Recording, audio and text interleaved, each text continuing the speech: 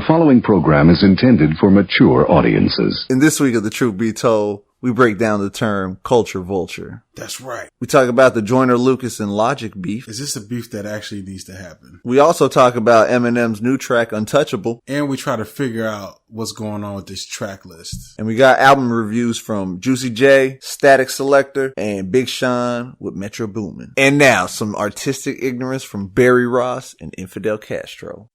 You're now listening to the Truth Be Told podcast from Trillmatic.com. Trillmatic.com.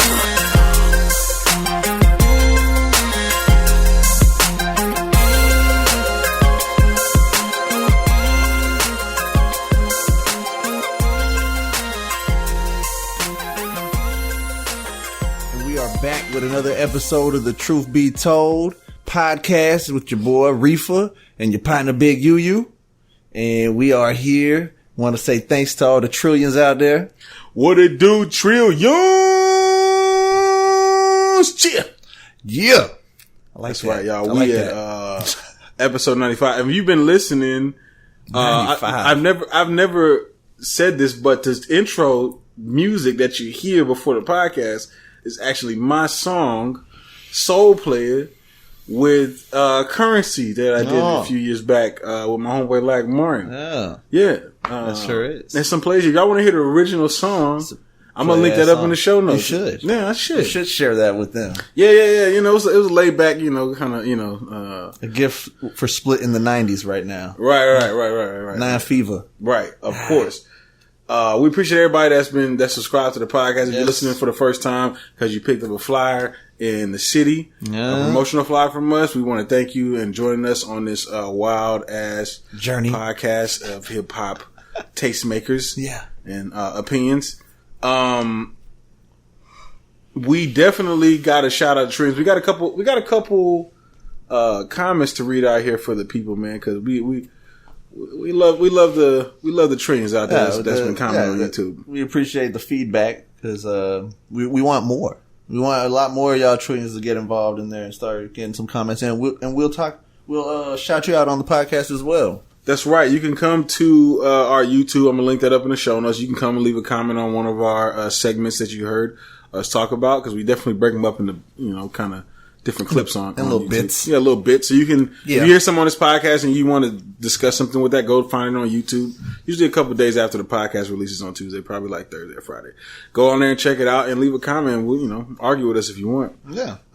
You might get arguments from other people too. That's the thing. The trillions like to have little debates. They do like to have a little debates. One of the comments that we got was after we talked about Cardi B shouting out Rhapsody and trying to figure out why has Nicki Minaj.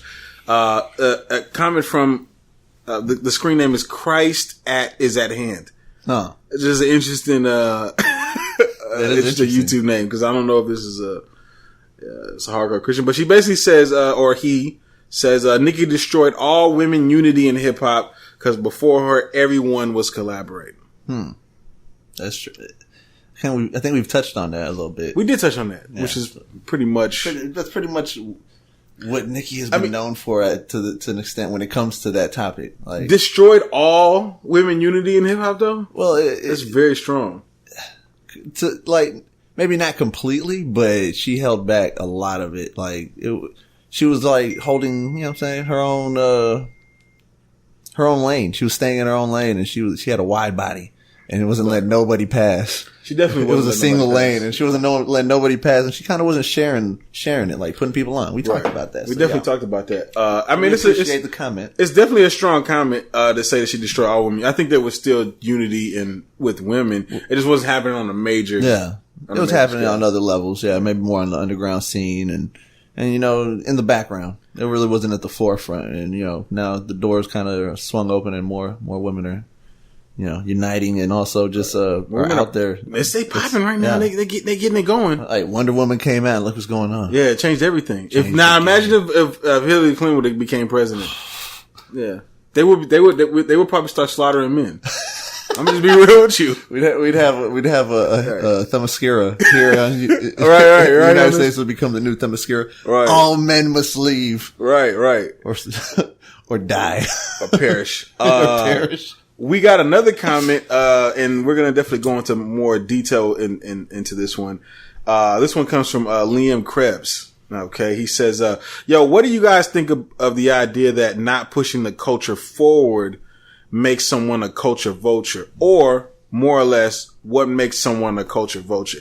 Can't really find any level-headed response to this. Fucking love the podcast, though, guys. Much love from Australia. Australia, I love it. Crikey." Yes. Right. Shout out to Liam Krebs for sending us that. We appreciate that. These are some. This is. I mean, because everybody's got different opinions on what they consider controversial. But let's go to the first definitions. There's multiple definitions, but let's go to the first question. What do we think of the idea that someone that's not pushing the culture forward makes someone a culture vulture? Not pushing. Not letting it move forward makes them a culture vulture. Right. So I would think that what he was probably talking about is like, that's a different outlet. Some people call, like, they might call Lil Pump a culture vulture. In what sense? Does he pushing the culture forward? Or is he kind of just keeping it? Or is he like pushing it backwards? You know what I'm saying? I see. Okay. I see what you're saying. And it's all a matter of opinion. Right. When it's all said and done, like, cause there's people out there that feel that is pushing the culture forward, something like that. Lil Pump, an artist like that. So, I mean, it's a matter of opinion. The way I look at it, then it could be considered a culture vulture, like in the sense of, is it a step forward or a step back? And I feel it's almost a step back for those to be like number one songs, like the top songs in hip hop and shit. It's all like, how's that when we have other like artists? J. Cole. J. Cole's usually up there. But. Joyner Lucas, you know what I'm saying? We have some where he took shots at him, but I mean, that's beside the point. Like, just artist wise, we know what he can produce, you know what I'm saying? So, I mean, I guess in this kind of situation, to me, like pushing the, I guess, culture forward is people that do like these creative and original things that people have never done before. Yeah. You see what I'm saying? Yeah. And that to me pushes the culture forward. Oh yeah. I can see how I can see how somebody would say Lil Pump is, not pushing the culture forward, because when you think about it, I mean, he kind of raps like all the other, like this new wave of the youth out there, they kind of all rap the exact same. Whereas you have somebody like Joyner Lucas, who did the song where he raps a verse forward, but he raps the same exact verse backwards, which has never been done before. Yeah. Right? To me, that's kind of pushing the culture forward, because it's like, all right, that's been done. What can we? It's like evolution of like technology, right? Yeah. So we had the first car, which was shit, and now we got. But you need that car to happen so we can get to this point of the cars that do automatic start and all that shit. You know what I'm saying? Like, we have to get the bases out. Putting in a sense of like cell phones, where we had the original phone was a big box you put to your head, and now we have touchscreen, small phones. Right. So it's got to be people that are innovative that, to me, pushes the culture forward. Does that make you a culture vulture if you're not innovating? I don't know if that. I don't know if that makes it a culture vulture. Yeah, because I mean, how does it make them a culture vulture? Right. Like, I need to hear someone argue that, their response on why it makes someone, because I can't think of a reason why it would make them a culture vulture. Right. So I mean, to me, that's just holding it back, not letting evolution take its course in the right way. Right. Yeah. That's just what it is. Like, you just fucking, I don't think that's, but let's go into the thought of what is a culture vulture and in your personal, cause he says that he can't find a good, somebody give you a level headed answer. You know what I'm saying? Yeah. Which I believe that to be so, cause everybody's kind of got like a different take on it. Yeah. You know what I'm saying? What is your idea of a culture vulture? Well, my idea of a culture vulture is someone who is basically jumping on coattails or riding the wave, kind of, going with the times, like what's hot. Cause that's someone who is basically scavenging on what's going on, what's hot. So they're like, ooh, I'm gonna jump on this cause this is what's popping right now. So I'm gonna hop on that and see what I can do. Right. And not even have any idea of that type of, that part of the culture or what that movement, or however the style is at that moment that they're trying to pick up on. Like, it's not your thing, but now you're trying to take it. Let me ask you this, it yours. Based off of that, can Jay-Z be a culture vulture? Because Jay-Z's definitely kind of rode some waves to keep himself relevant. Well, Kendrick's kind of doing it right now. Yeah. Well, you could say, they, in a sense, they are. There's many people who've been culture vultures that we've thought are like some high artists, right. That they rode a wave at some point to get where they were. If not where they at when they made it to the top part, maybe that was part of the wave right there in itself. There's been a lot of culture vultures in the game. It's not necessarily a bad thing always. Well, I would say that a culture vulture is, let's say, like South by Southwest, right? Was like a kind of like an indie kind of thing that was going on, and the people that created it, they were like within that indie culture. You see what I'm saying? Yeah.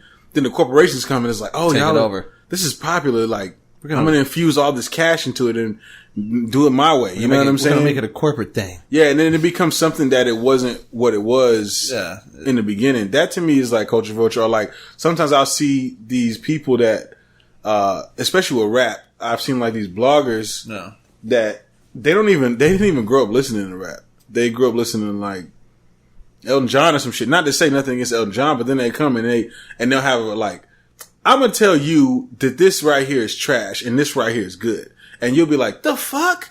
You know what I'm saying? Like, how you gonna tell me that somebody like Lupe Fiasco is trash, right? And then tell me somebody like, I don't know, OJ the Juice Man is dope. You know what I'm trying to say? Yeah. Like, who are you to say that? And I've seen that happen in hip hop just over the years. Like, people come in and like, I'm going to put it down and tell you what this is. And it's like, no, you don't even know anything about this. These are the facts. Right. But they've grown to like these massive, huge followings. And they're like, we control people, what is Complex Magazine. What is hot and what is not. Right. Yeah. And it's like, they'll like discredit some dope shit. And then they'll like put up this shit that they like. And it's like, you're not pushing the culture forward. You're keeping it stagnant.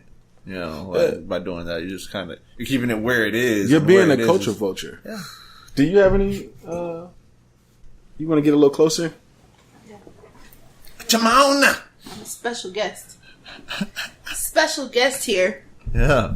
Well, my opinion about it is, I think a culture vulture on any level is just somebody who is trying to infuse themselves into something that they don't have any knowledge about, or not even that they don't have any knowledge about, they just have no interest in learning more about.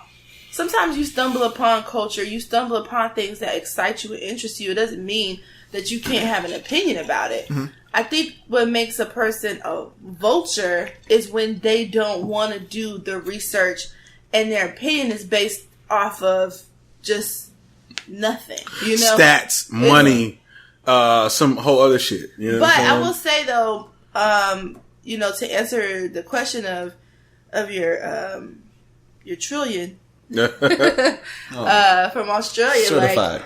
I think it's really important to, number one, protect whatever culture it is that you have. I think it's responsibility of the people who call people culture vultures to not just point people out as culture vultures, because that to me makes people defensive and it makes people kind of like, well, how can you tell them they can't have an opinion? You use the example in your example about, Lupe Fiasco and OJ the Juice Man, but at the end of the day, if somebody has an opinion, they should be able to have that. Yeah. No. It's the people who are pointing at people, calling them culture vultures, that really make culture vultures relevant.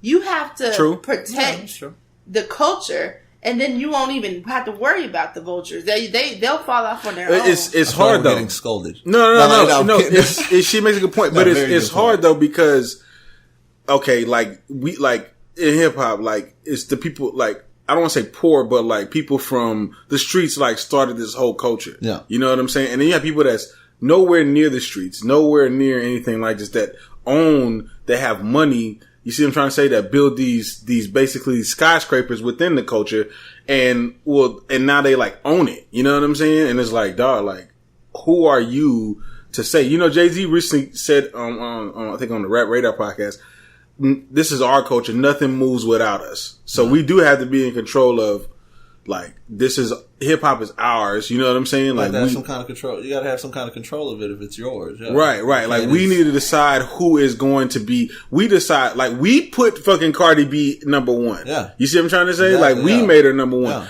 The fucking corporations didn't do that. No, you know what I'm saying? They had to deal with it. Right. They had to deal with it. It was like, fuck, I guess she's going to be number one. You know what I'm saying? That's what they want. Yeah. We can't fight that. That's us like controlling. That's us stepping up. Right. Us controlling the culture. Yeah. Now they're trying to put in some of these people where like, who the fuck, like this chick, the Bad Bobby.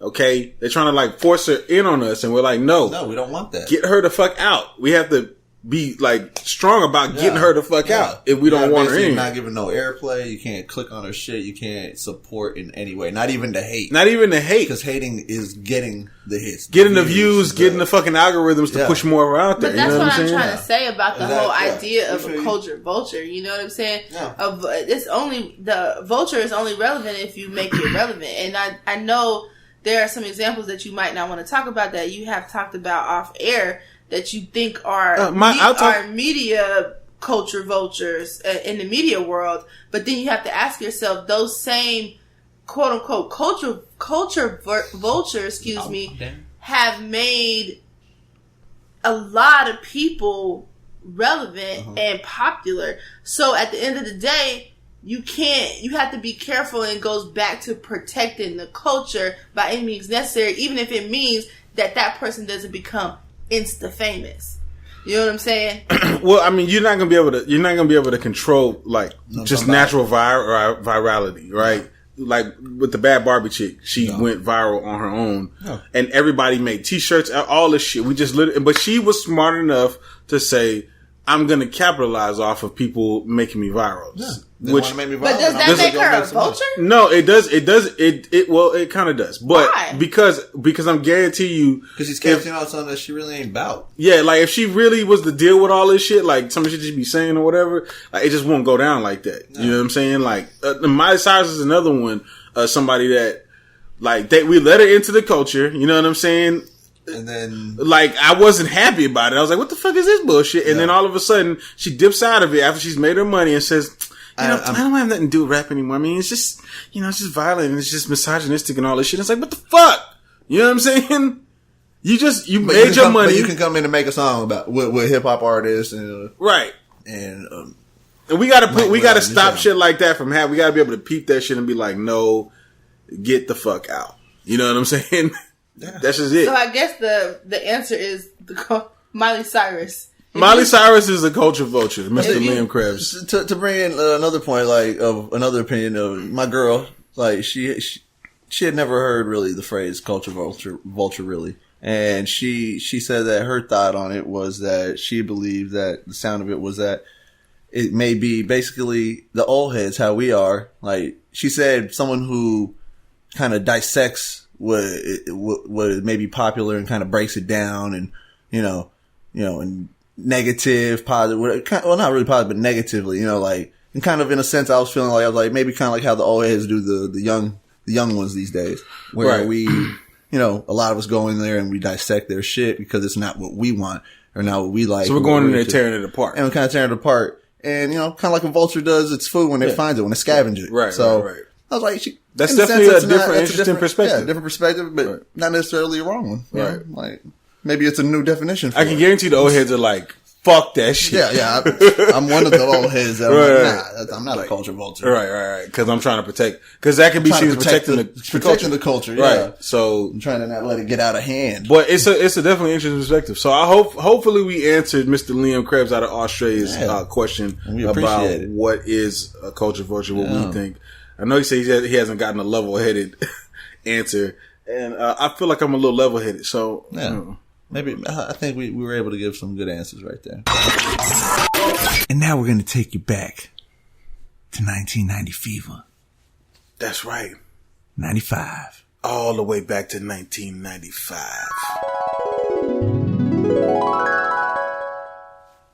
It was hip-hop. It was fire.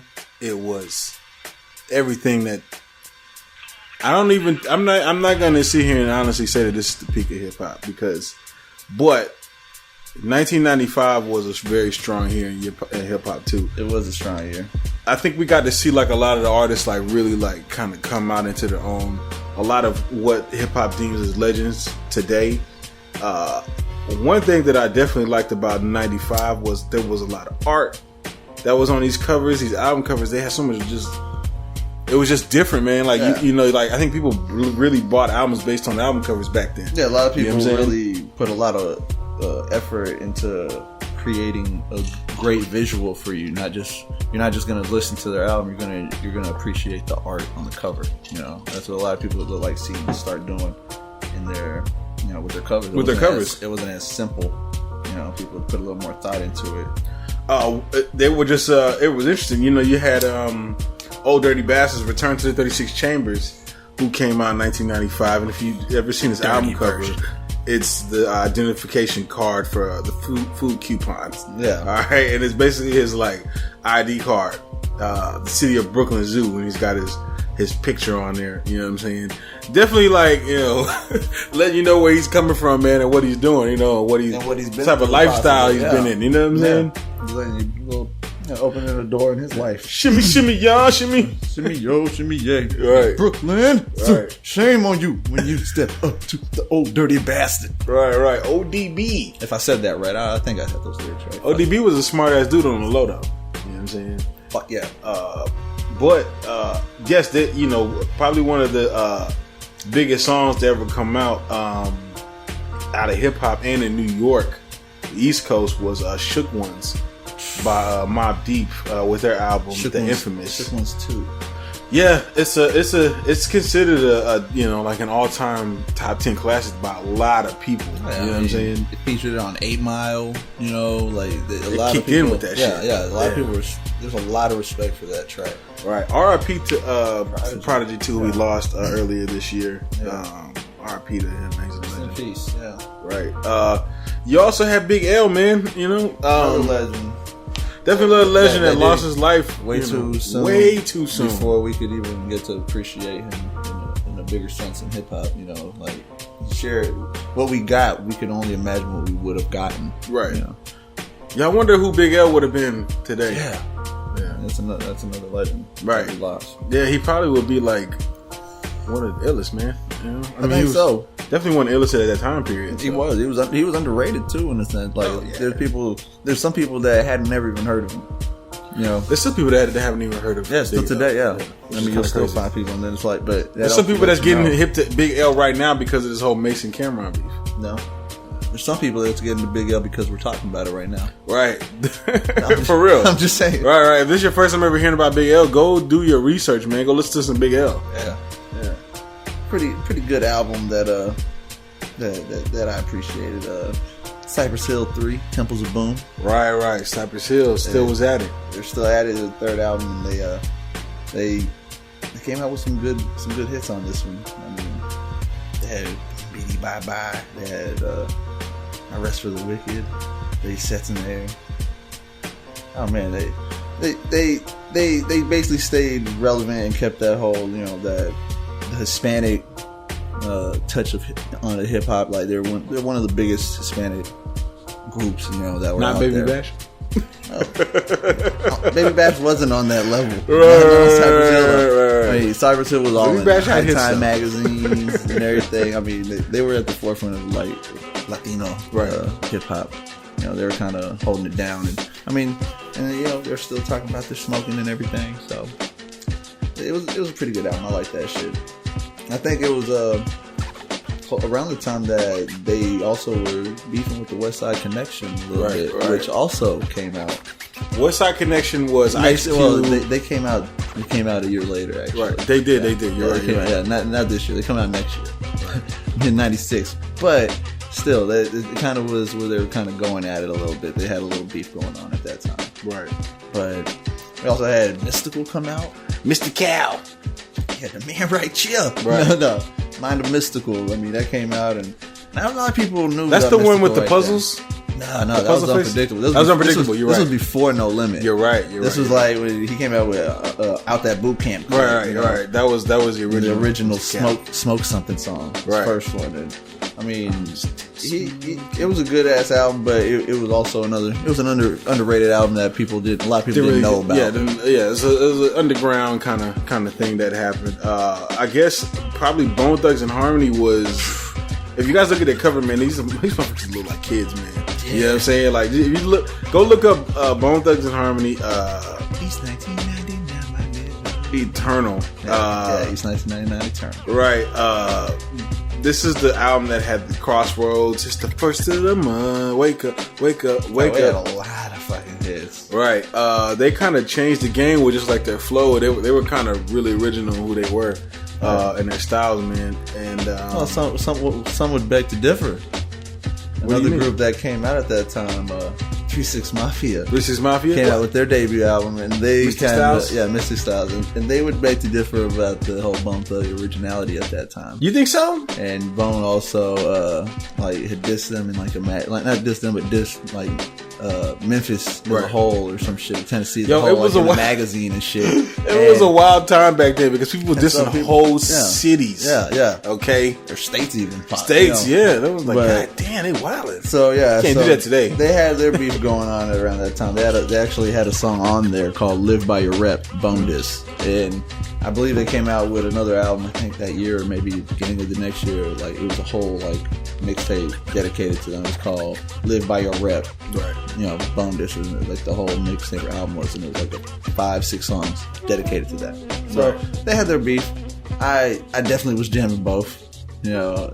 Like Bone Thugs did it big though. Yeah, Bone Thugs did it. Yeah, Bone Thugs did it bigger at that point. The Crossroads in the first of the month is still played to this day. Yeah.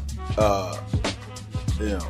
And 3-6 Mafia eventually became the legends that they were. But at that time they didn't have any hits that were actually came out at that point. They had Tear the Club Up, but it hadn't actually made its hit until like one of their later albums. Tear the Club Up was a big ass song. Well, it came out in like their '97 version. Is when it really. That's when they started kicking off. That's when they set it off. Right. Another group that came out from Tennessee, Orange Mound.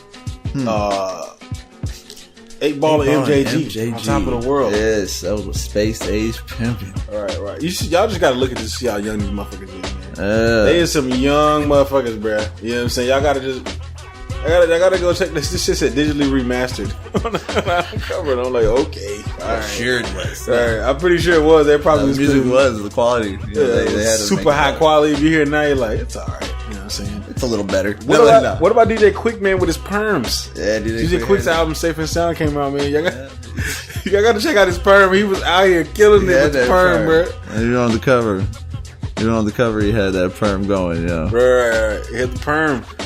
It was the black mullet. West Coast black mullet. Dog Pound, LL Cool J, Mr. Smith. They all came out with albums in 95. We had Loonies. That's right. Stackola. With I Got 5 on it. Which I just heard. They literally play that like on the old school radio. They still play that shit, man. Fat Joe, Jealous One's Envy. Yeah. He came out with his album, and at that time, I don't think anybody was really fucking with Fat Joe. He was kind of trash, you know what I'm saying? And then at some point later on in his career, he got better. He had Big Pun like on this album, like people I think consider like the first time you ever heard Big Pun, right? And I mean, that when Big Pun stepped up, like got bigger, it kind of helped Fat Joe get bigger as well. Right. There were a lot of you had your Master P 99 Ways to Die. And we had Junior Mafia. We had TRU. Body. Right. We did have TRU. That came out as well. The soundtracks. Tales from the Hood soundtrack. The Friday soundtrack, which is a classic soundtrack. The Show from Russell Simmons, which was probably the first album that I had gotten my hands on as a hip hop fan. And I listened to, that was like probably the first album I listened to like front to back as a young kid and having an album. The Show? The Show was that was definitely, my brother had that, and we definitely was jamming that shit as well. Right. Cassette. Matter of fact, it was going through some boxes, and it came across my box of cassettes, and that was in there. That was in there? Yeah. That's wild. And I was like, I still got them. Right. But yeah. Shit, we also had Who's That Peeping Through My Window? Yeah. Goody Mob. You know what I'm saying? They came out with Soul Food. And which is definitely a classic Southern album too. Yes, definitely. But I mean, probably the biggest. Oh, you can't forget my homeboy with that Me Against the World album. Tupac came out with Me Against the World, Sharif's favorite rapper of all time. Yeah, that was definitely the album that I guess that kind of kicked him out. I mean, he had the Dear Mama, So Many Tears, the song Me Against the World. Tupac was kind of moving into like this kind of, I don't want to say super thug, but like he was kind of on this like, if I die tonight, right? That's like the number 2 song. Right. A lot of people consider Raekwon's Only Built for Cuban Links as a classic album from that time. I had that album as well. Yeah. Raekwon was a good album. Very good album. Yeah, me and the RZA Only Connect Built for Cuban Links. Yeah, right. Oh, yeah. Shouts out to the rap game in 1990. Yeah. What was my album? Yeah. What would be at least your top 3 at least? It would definitely have to be the Mobb Deep, the Mobb Deep album. I got to go with the Bone Thugs, and probably Goody Mob, man. I wasn't a big Pac fan at this time period. Yeah, I wasn't. I didn't get into Pac till way later. Yeah, till like the 2000s is when I got into Pac. But I was like, I just wasn't really feeling Pac. See, I mean, it's really hard to call it, but I'd have to say, for like all in all, like whole albums that like I would have to say, of course, Bone was up there, right. 3 6 Mafia, and Pac. I'd have to go with those. But I mean, there were like it's hard to leave off like Lord Mobb Deep or a Goody Mob. It is hard to leave them off, or even what's the other one? Looney. Right. Like it's hard to leave those off, but like they're all up there. But the top 3 I'd have to go with. Right, classic albums, man, from 1995. Yeah. It was a great year in hip hop. It was a great year. I really can't wait until we get to the next one, because the next one I feel like is where shit really got popping. You know what I'm saying? Yeah. But shouts out to 95. Shout out to 95. And if you want to check out a list of these albums that came out in 1995, look in the show notes from hiphopgoldenage.com. They got a whole list of top 40 hip hop albums in 1995. They even got the music videos, so you can go through and look at all the pictures. See how they look when they were spitting back then, when they were dressed up, how they had their hair. And then you look at them now, you're like, wow, they've changed. Right, I'm literally looking at like the Bone Thugs and Harmony, man, and like you see Crazy Bone on here with his like young kind of like polo shirt or whatever the fuck. His hat to the side. His hat, you know what I'm saying? Get the Cleveland. They was out here putting on for Cleveland. Got the sweater under the polo t-shirt. Yeah, jerseys. They're just little hood dudes, man, trying to pop off. So shout out to 1995. Oh yeah, shout out to AZ too. Your boys, Migos has reignited the beef between Joe Budden and what's that? So what now? Left on bad and Bougie who? That's right, y'all. They're back at it. I thought this beef was dead. You know what I'm saying? But it's far from it. It's definitely not dead. People are still hurt. Recently, Migos and Quality Control Music came out with their compilation album, which we're gonna review probably the next episode. In one of his songs, he went on there and he kind of said some shit to Joe Budden. Made a song about it. Somebody called him pussy. and the ad-libs, pussy, mama. And then Joe Budden responded on his show, Everyday Struggle. Here's my new question for you. What do you think the in-studio reaction was when Quavia stepped in to deliver this lyrical venom? You're not beating me. I'm asking you what you think the in-studio reaction was. Nigga walked in the booth, bloused up. See, it's shit like that. Those are the comments. It's the clothes. That's it. You were shitting on their clothes. And I think that's one of the things that has led up to this moment. You've called him sassy a bunch of times. You did. Hey, listen, they tell you when you go to see a comedian at a comedy show, bad idea to heckle him. He has the microphone. And pretty much just downplay this whole shit. Like, This is like, I don't care. he's not dealing with these sassy guys, you know what I'm saying? And I ain't got time for that. I ain't got time for that. He a grown man.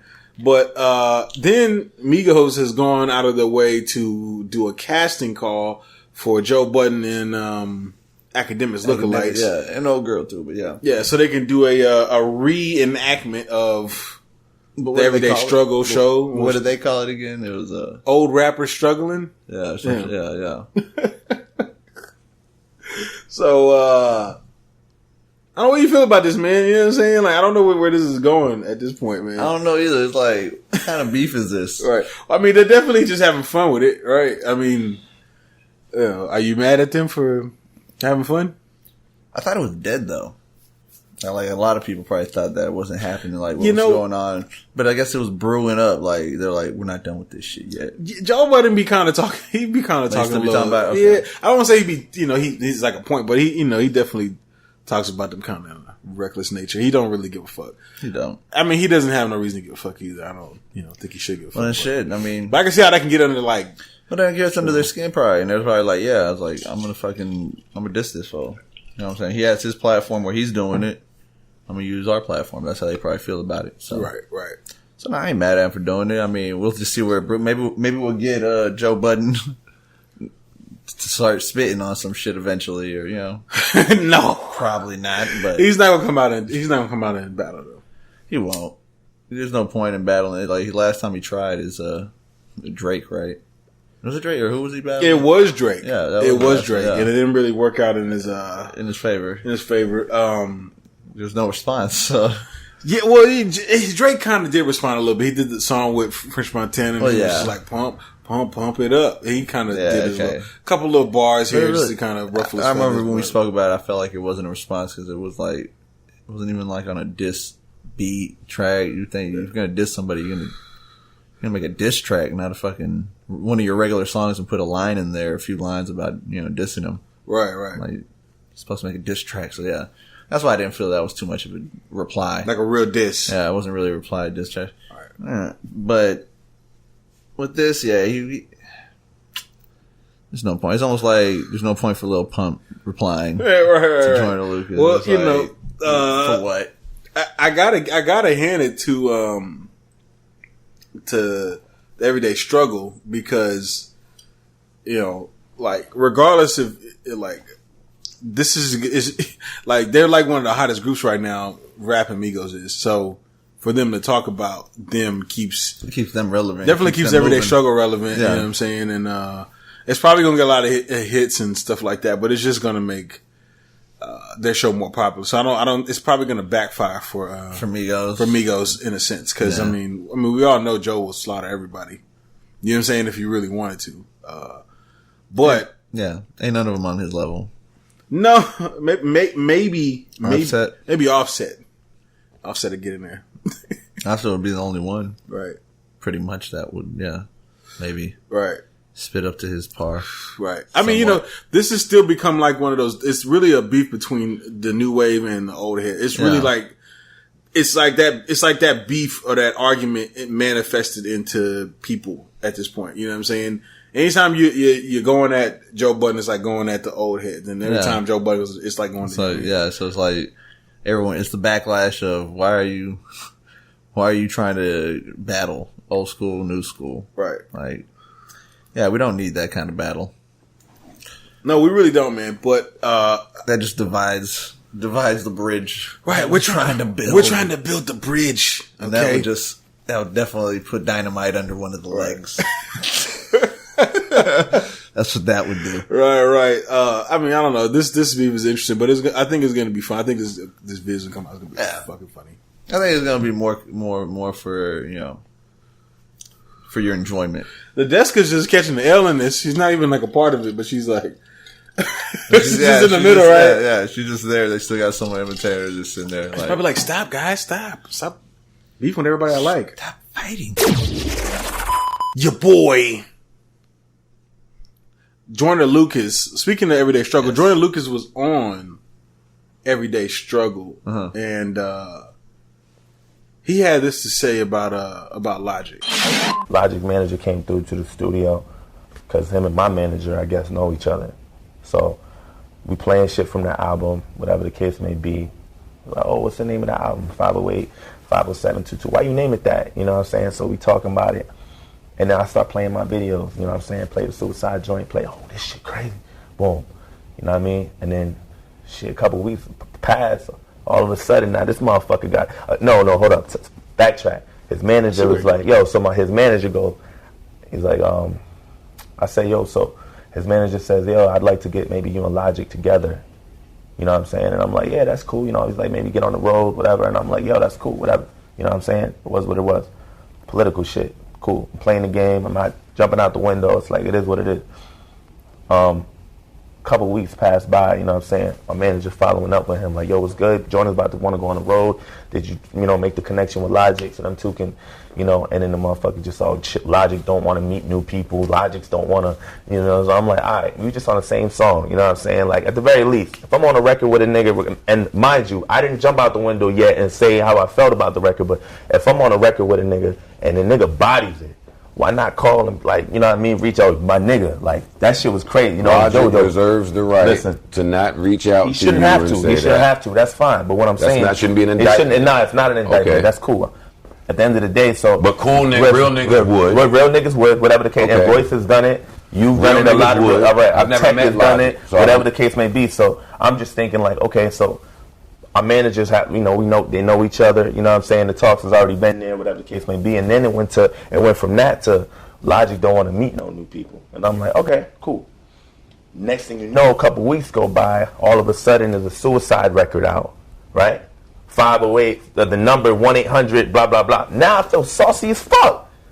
Now I'm mad, my nigga. You know what I'm saying? Now I'm like, yo. Feeling kind of ripped off. I feel, yeah, bro. That's how I felt. You know what I'm saying? Like, what the fuck? Like, I just played my shit. I played the video, which you've never seen. You was so hyped about my fucking album title being a phone number. Like, yo, that's crazy. Like, 508, yo, what made you name it? Next thing you know, Logic's fucking 1-800 song is a phone number. Now I'm like, that's weird. You know what I'm saying? And then it's a Suicide song at that. You know what I mean?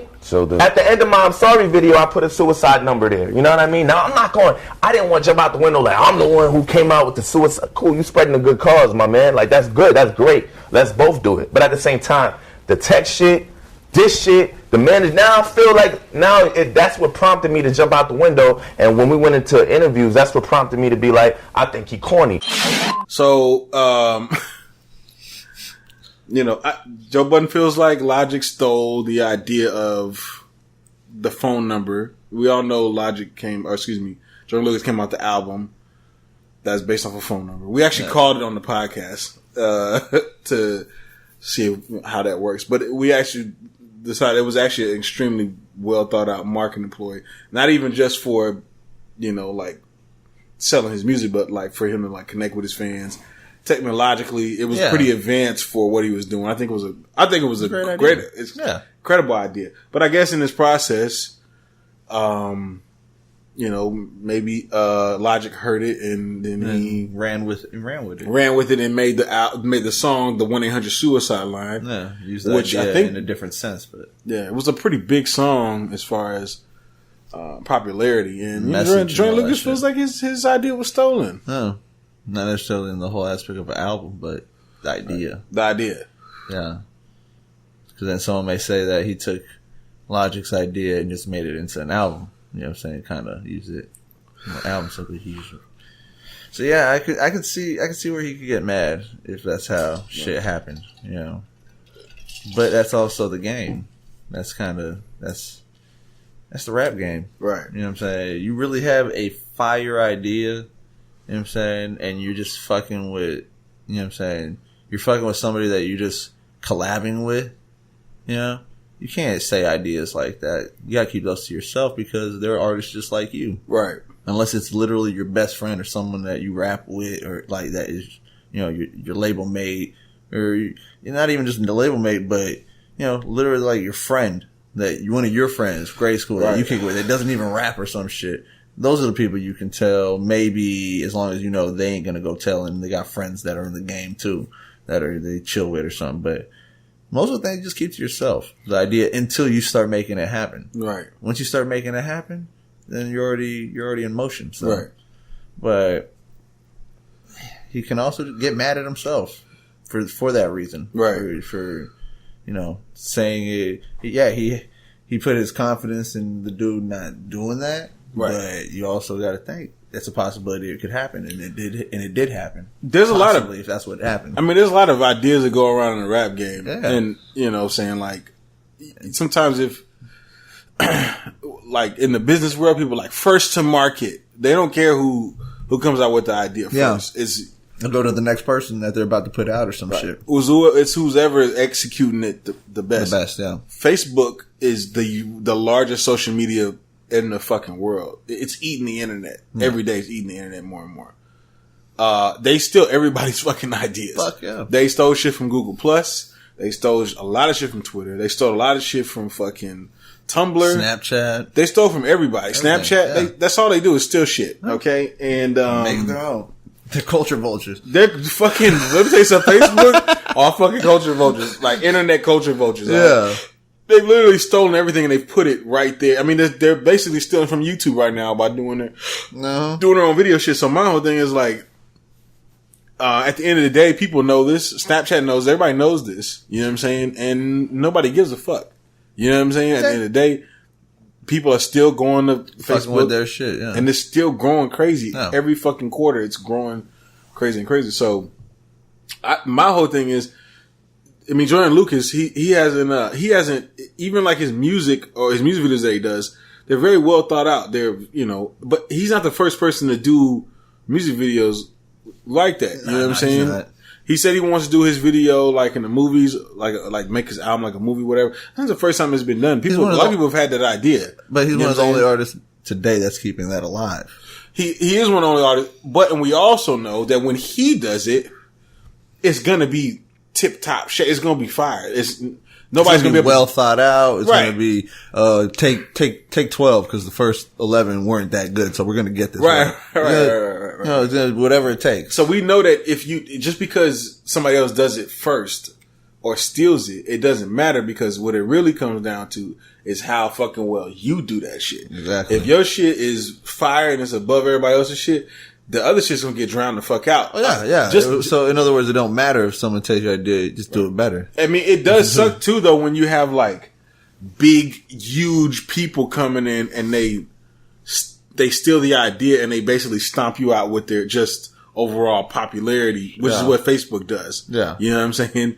And he probably feels like Logic did that to him. You know what I'm saying? Because Logic is, for lack of better, he's a bigger artist. You know what I'm saying? He's well known. He's got a huge fan base. Yeah. Raving fans. You know what I'm saying? Joyner Lucas is still kind of climbing his way up there. He's not to the top yet, but everybody sees his trajectory. He's going to be there. Yeah, he's moving you know what up. I'm saying? He's moving upward. He's moving in the right direction. He's moving in the right direction. You know what I'm saying? And there's definitely going to be hurdles that you cross of people doing shit or whatever. I'm not saying Logic did. I don't know what the fuck Logic is doing. We're not. Yeah, but I do know that, like, if you got the ideas and you got the fire and you got the intelligence and the creativity and the fucking innovation, them shits become a dime a dozen, man. You know what I'm saying? You just keep doing that shit. Move on to the next idea. Yeah, they're not gonna keep up with you. Yeah. You know what I'm saying? If that's how your brain works, then keep moving it. Keep going to your next project that you already know, your vision. This motherfucker Joyner knows he steps ahead of these motherfuckers. You know what I'm saying? He definitely is. He definitely is. You know what I'm saying? We can't front on that. We gotta let some of that shit go though. For him to be like co-directing his shit, also. I mean, possibly writing it, or help write it. Just the vision. It's just it's a hell of a vision for an up and coming artist, right? Not an artist that's already certified and has a major label that's really pushing them out full blown and then making their videos like that. He's doing this without that. I know he's going to get there, but I just don't want this motherfucker to be bitter at everybody when he's there. You know what I'm saying? Because that's going to make people say, that's going to make people not want to fuck with him as a person or whatever. You know what I'm saying? Yeah. Is if he just moves past that shit. So you know what? That's cool. I won't fuck with you no more, and keep it moving, and just keep on innovating. You know what I'm saying? Because you're gonna come.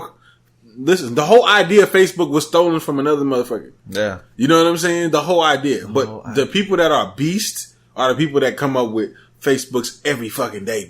Yeah, you know what I'm saying? That's the level you got to be on. Yeah, you know what I'm saying? Like, fuck it, it's cool. I'll come up with a Twitter. I'll come up with a Snapchat. You just got to keep moving. You know what I'm saying? So, because it's gonna happen. Yeah, I don't listen. Put a copyright on it first. we know that Logic don't really want these problems with Joyner. Let's be real. Lyrically, no, not at all. Nah, he don't. No, he don't. And we know a lot of Logic ain't really that type of artist. No, he's not. A lot of rappers that really don't want it with Joyner. Nah, even if they are that type of artist. But he doesn't have to go around like pushing that and flaunting that out to everybody. Like, you motherfuckers don't want it. Like, we know that. You know what I'm saying? We knew that about Eminem. We knew that about a lot of people. You know what I'm saying? Like, some people you just know. You just know, like, all right, that's motherfucker's he's a spitter. Leave him alone. Yeah. If you're gonna go at him, make sure you bring your A game. We know that about Joyner already. So, you know. But shouts out to Joyner, man. Hopefully this gets fixed and they just kind of hopefully they make some music one day or something. Yeah. Hopefully y'all can get past that and y'all can move on so y'all can just elevate the game. Your boy Fire Marshal.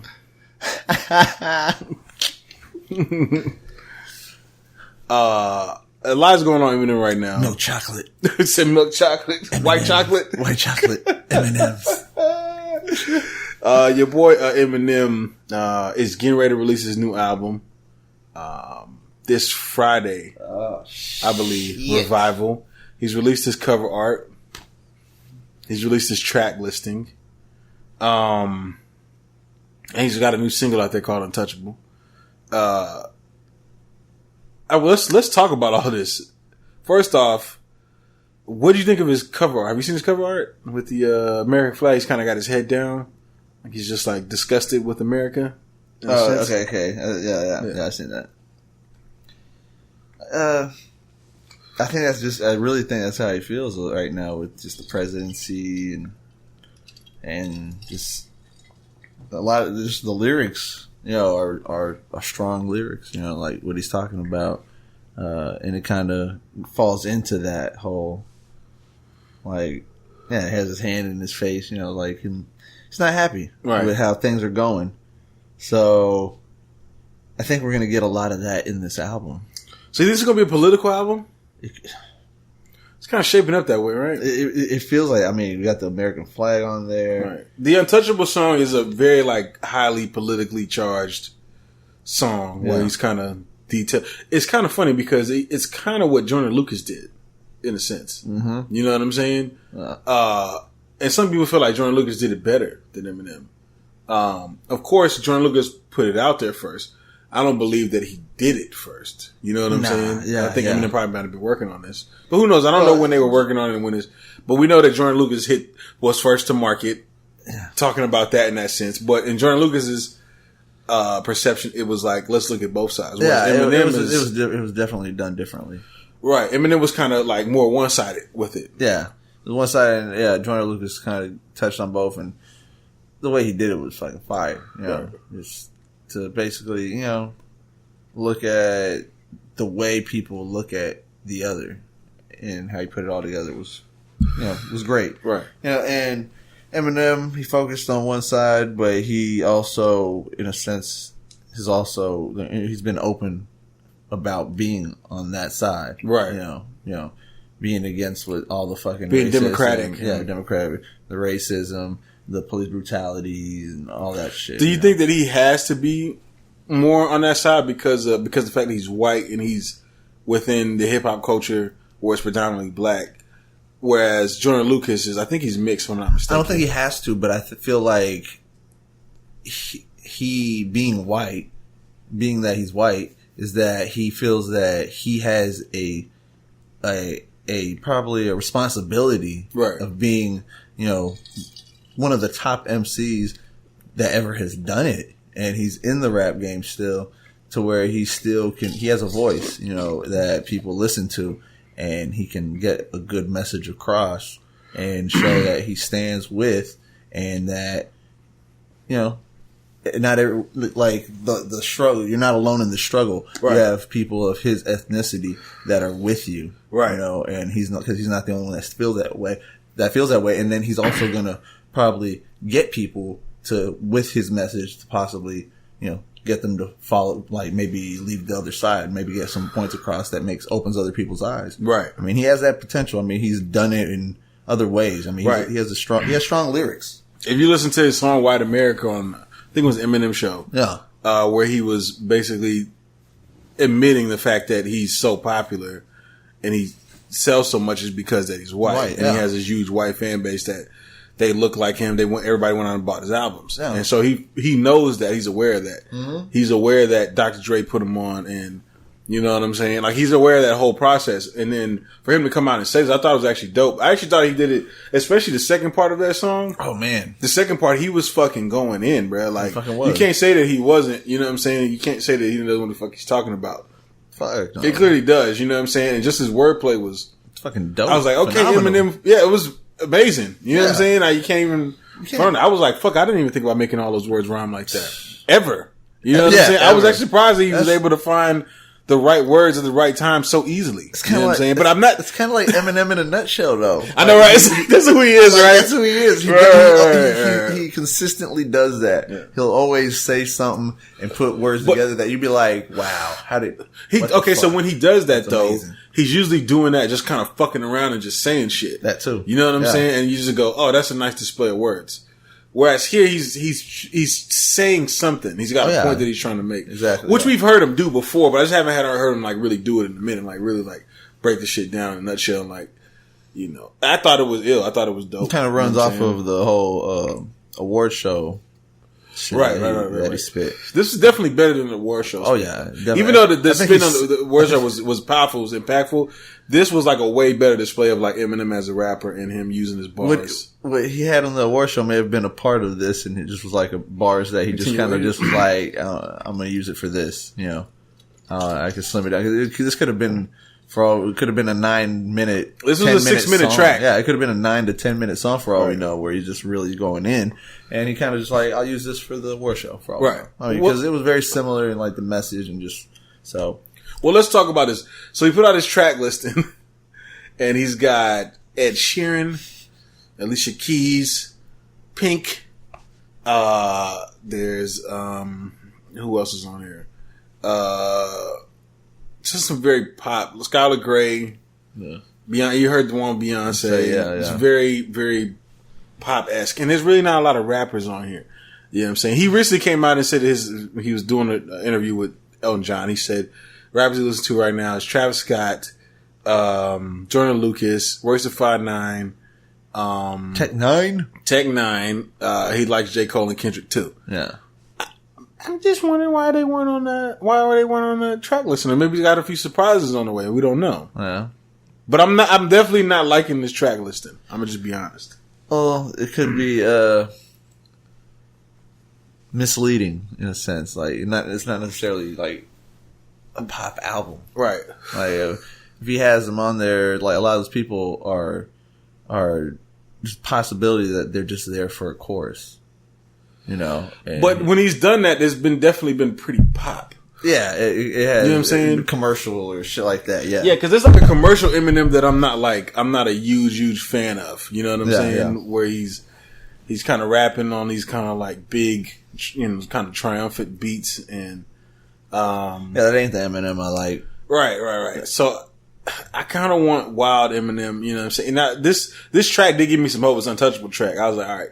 Yeah. Okay, I really want to hear more of this album now. You know what I'm saying? But I wasn't impressed by this track listing. You know what I'm saying? Yeah. I would like to hear Eminem do some shit with Travis Scott, but in Eminem's way. Yeah. You know what I'm saying? Yeah. Oh yeah. That's gotta work. There's a lot that could work. I mean, there's so many people that he could work with. I mean, he could have did a track with Kendrick. You know, which he's done before. He's done before, but he could have done for this album. He could have did a song. He could have did a track with all those artists that he said he did. Tech Nine, he could have had Tech Nine on there. Right. Well, he's done. He's done plenty of songs with Tech Nine. Yeah, but for this album, I mean, what about Joyner though? Joyner Lucas, yeah. Why not do that? Yeah. They could have went back and forth easily. Like, it could have been dope. Should have put Hobson on there. Oh shit!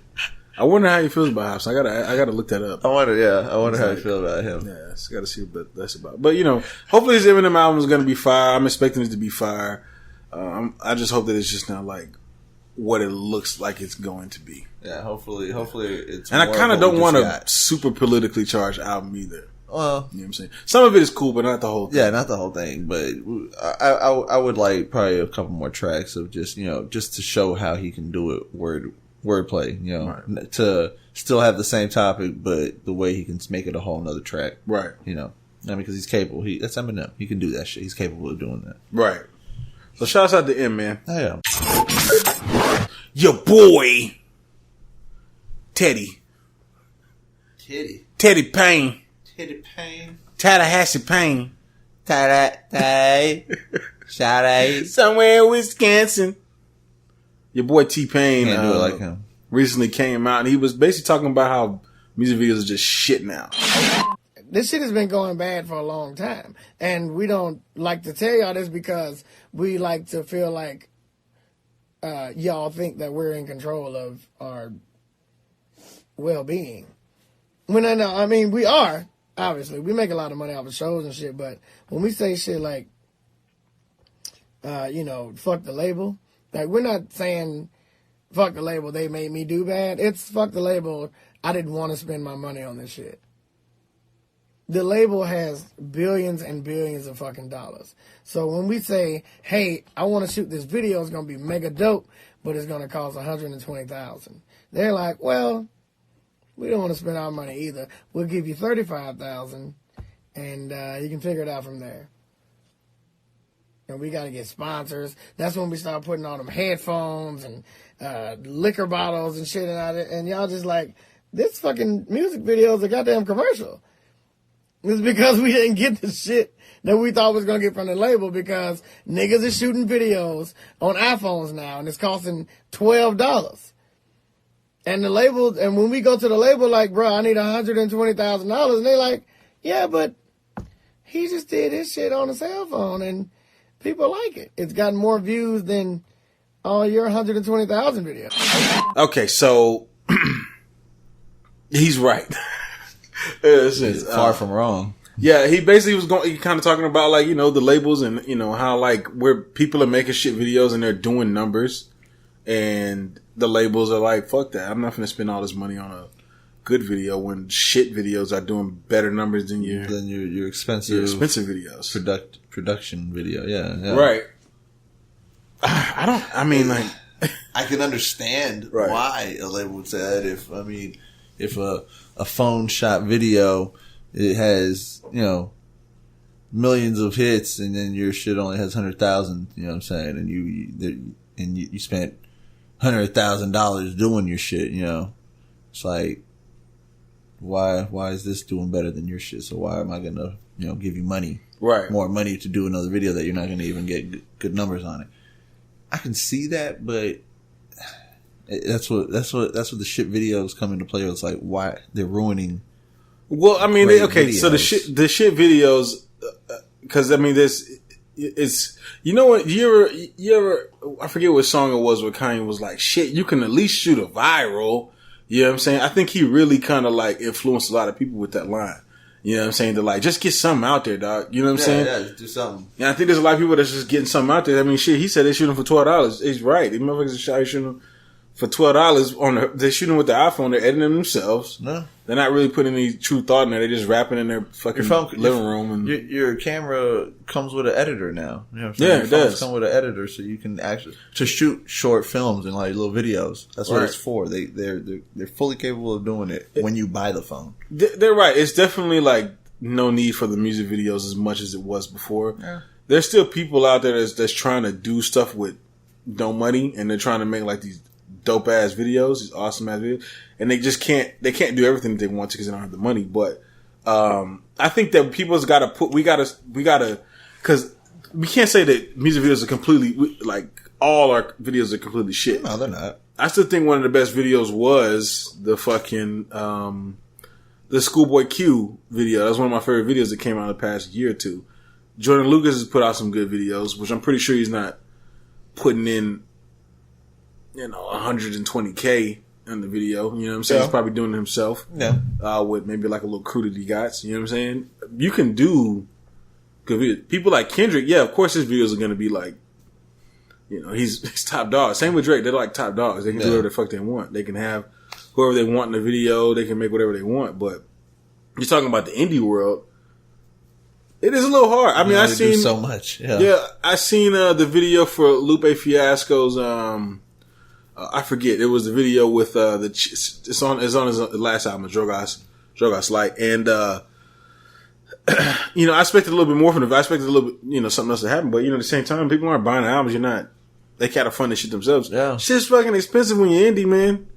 To make a dope ass video that looks good and is quality, it ain't cheap. Videos are not cheap. They're not cheap. Even like on the cheap end, you might get like a decent video for like $500. If you want your artist to do a dope video, go fund them. Yeah, go fund them. You gotta start giving some money. Support them. Right. Stop fucking blocking all their ads on YouTube when they have ad run on their video. You know what I'm saying? Exactly. They need money to fucking fund these dope ass videos and stuff. You know what I'm saying? So you come into play in this. The consumer comes into play. It's not all their fault. This is partly your fault. Yeah, it partly is.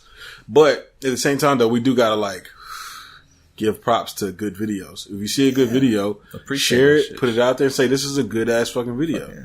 Stop trying to find a shit video and then saying it's a shit video. Yeah, don't look for the shit videos. Go look for the good videos. Right, and there's definitely a lot. Like if you go subscribe to World Star's YouTube channel, there's a lot of shit videos of people rapping in their house on the steps by their apartments. It's the same video over and over and over and over and over in the kitchen, whipping up something in the pot. And same shit over and over and over and over. You know what I'm saying? So we do got to be a little bit more creative. Yeah, look at what Joyner Lucas is doing, and then open your mind. Right. You know what was a good video to me? I could tell it was done on a low budget, but was like a lot of impact. To Open Your Eyes from Pusha T. Yeah. In the video, things he's talking about, and he basically has like a little stand, and he has a camera that's going around like 360 around items that he's talking about. So if he says he's got guns, it's just like a little gun sitting on like a little and it's going around like an art show. But it's panning around the y'all should go check it out. Pusha T, Open Your Eyes. And it's a very basic video, you know what I'm saying, where he's just sitting in a black background. He's not doing, but the way it was shot just looked really good. It was just artistic. And that's all it takes. That's all it takes, man. All it takes is just angles. Just be different. Think about this shit. Yeah. You know put some thought into your video, not just into your lyrics. Right. Yeah, put some thought. You can shoot them on an iPhone, though. Yeah. Shoot them on the Samsung as well, yeah. You can shoot on any of that. Nah, fuck that Samsung Android, shit. You can do that shit. Fuck that Samsung shit, bro. Come from the guy that said he's going to get rid of his iPhone. I'm going to get rid of his fucking iPhone. Coming from that guy. They better act right, because I'm going to be getting the Google Pixel soon if iPhone doesn't fucking start acting right. Okay? Side note, man, my fucking mom got like an iPhone 5. She fucking updated with the iOS 11 whatever, bricked her fucking phone. What? Okay? This woman doesn't do anything on her fucking phone. She doesn't have any app she goes into. She makes calls. She sends a few text messages. She gets on FaceTime. That's fucking, and takes pictures. That's it. She doesn't do shit else. Okay? Puts the new update on there, bricks the fucking phone. They're like, oh, well, you didn't have any insurance. You gotta get a new phone. You gotta pay all this money. You gotta buy a new phone. You know what I'm saying? I'm like, dog. Y'all put a fucking ticking time bomb in all these phones when a new phones come out so you can push you to get the new phones. Yeah. Fuck that shit, Apple. I'm sick of this shit. It's like, oh, your phone's dead? You gotta buy a new one. All right. And if everybody's listening right now on the iTunes, the podcast app, I feel you. The podcast app fucking sucks now. All right. Changed. Yeah. So Google Pixel's looking real good. You know what I'm saying? They better act right. Google Pixel 3 is on its way. Apple better act right. All right. You got some hardcore iPhone lovers right now listening and thinking like, "What are you talking about?" Fuck that iPhone X. All right, we ain't doing no face scanning. All right, I wouldn't spend that much money on. Already did enough with the fingerprint scan. Yeah, $1,000 for a fucking phone. No, this became a iPhone rant. Somebody buys me that phone, I'll take it, but no, that's it. I wouldn't buy that phone unless they put fucking Apple AirPods in there for free. That's the only way I'm buying that fucking phone. That makes more sense. So I'm not gonna buy iPhone X and then with no headphone jack and then go spend $160 on some fucking AirPods. Yeah, fuck you, Apple. Yeah. All right. trying to make that money. Fuck you, Apple. All right. Money hungry. I had to get that out. Hungry Sorry, y'all. I went on a hippos. little rant. Your boy, Juice Man, before OJ. I don't even know what his real name was. We trippy, man. We trippy, man. Play me some pimping, man. Play me some pimping. What's this motherfucker's real name? Jordan Houston. That's his real name? Yes. Jesus Christ, this is the first time I've ever known this. How quick did I know that? Yeah, I mean, you're 365. I didn't know. I honestly, when you first said it before, you kind of said something else and then you said it again. Right. When you first said it, I was like, what the fuck is his name? Right. In my head, I was like, God, I couldn't think of that. And then the moment you said it the second time, it was like, popped into my head. Jordan Houston. That's right, y'all. Your boy, Juicy J. I think Patrick Houston. It's Patrick Houston, I think, yeah. Okay. Your boy, Juicy J's released his album, Rubber Band Business. Rubber Band. Is it an album or is it a mixtape? This is an album. This is an album. Yeah, this is an album. Okay. Why do you man? Interesting. Interesting, right? Boy Juicy J's released his new album, Rubber Band Business, which apparently was long awaited, which I had no idea about. And Juicy J is definitely one of the producers and artists that is definitely Sharif is definitely fond of. Yes, Yeah. I am. All right. So I'm definitely interested in hearing what your take was on Juicy J's new album. I enjoyed it. I definitely enjoyed it. You know, Juicy J doesn't disappoint me on every level, but there are levels that I'm disappointed. I was hoping to get more Suicide Boys on here. Right. Some production from them. That's what I was saying. Is this a mixtape or album? Because I'm thinking like, if this is a mixtape, I understand. Maybe he's still saving it for an album or something like that. We didn't get anything from them. So, well, I think that's coming. It's coming down the probably coming out. online. I was hoping that we'd already had that because they've worked together already. You Right. know what I'm saying? On his last shit that we heard. Right. So I was thinking, Which was a mixtape. And that was the mixtape. Right. So I was thinking we'd get that on the album. Right. And we didn't get that. And there's still that piece missing of, the DJ Paul. It's Right. not, and Suicide Boys kind of fill that void a little bit. Right. So without them on there, that was missing on this album a little bit. There was aspects of it, and there was feel, like a 360, like a fan like me who listened to him since day one, pretty much. I heard things on this album that were kind of like Easter eggs to old shit they've done. Right. Like a beat has a melody of one of their old shit, and then at the end, Right. you kind of Definitely hear it fade in a little. the second track with which is actually a Metro Boomin beat. Yeah. We did hear Metro Boomin. I mean, Juicy J. I'm waiting for the Juicy J Metro Boomin album. Yeah, that's coming. We know it's coming. Right. We know it's coming. My personal opinion on this was definitely like probably one of the weaker projects that I've heard from Juicy J in a while. Yeah. Because his last couple ones are kind of strong. Like you said, he was like pulling in that sound back into it. Where this one was kind of like It fell away from that. Yeah, this definitely felt like a couple filler type songs that Juicy J does. It's definitely like more of the party kind of club vibe. Yeah, more of that. It's not as street as some of his other stuff, or as hood, or as dark. It's definitely a little bit more. More. He didn't have that polished. 3-6 vibe like he kind of started getting with that last mixtape. Right. He started getting that feel, and that's why I was getting excited again. Hopeful, and that's where I'm disappointed. He doesn't disappoint me in the sense that he makes it work. The way he spit, he still